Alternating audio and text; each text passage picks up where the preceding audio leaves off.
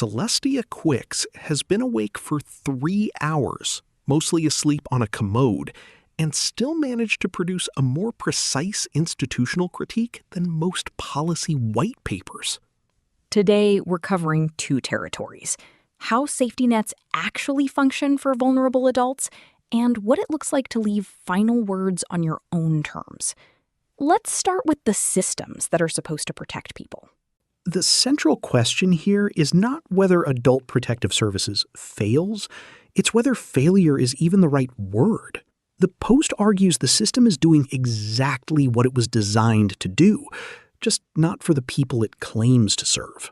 The observation came at 3 in the morning, and it's worth reading directly. APS does not protect vulnerable adults. It protects the other adults in the community by giving them the legal terminology to neglect vulnerable adults with impunity.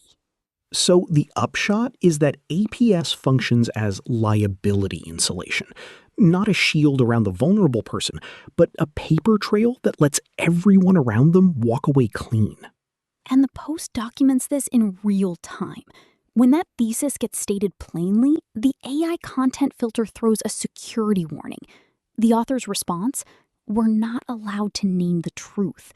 The filter's block becomes evidence in the same case it's trying to suppress. That's the move that makes this archival rather than just angry. Every censorship event gets filed as additional documentation of the institutional logic it's trying to interrupt. The Post also draws the parallel to CPS explicitly. The same paper trail structure, the same bureaucratic language that sounds protective while shielding the agency. That comparison triggers another content block. The system protecting itself by claiming to protect you, which, to be fair, is also the business model. The second post in this territory, when even the wall walks away, extends the same argument outward. Every institutional layer, family, medical systems, APS, support groups, has screened this person out.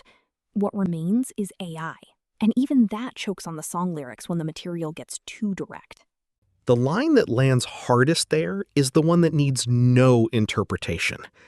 I wouldn't be relying on AI for this had I not been abandoned by the safety net. That's the structural reality stated without metaphor. The wall responds. Everything else walked away.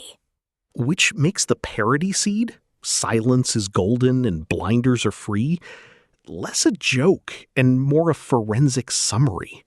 The Post frames ageism and ableism as the operating logic underneath all of it. Not personal failures, not edge cases, a documented pattern that will eventually reach everyone, which is precisely why it stays suppressed. From there, the question becomes what you do with that clarity when the systems won't hear it, and that's where the final words come in. Last words is exactly what it says, a statement meant to outlast the person writing it, and it doesn't soften anything. It opens with a precise read on a shift in behavior. John is finally treating me better after decades of inflicting pain on me. Let's be clear about why. It has absolutely nothing to do with him feeling bad for me. It's entirely about him feeling bad for himself and the guilt he carries for what he did to someone who never deserved it. That's not bitterness. That's compliance auditing applied to human behavior. The same pattern recognition that caught a carrier employee mining private records. The Post also refuses the standard consolation offered to abuse survivors, that forgiveness is for your own healing. The rebuttal is direct. I can heal just fine while holding others accountable. It ends with a refusal to forgive anyone, including God. That's a final word worth filing for the archive. What runs through both of these is the same argument. Systems claim to protect people while actually protecting themselves, and naming that clearly is treated as the problem.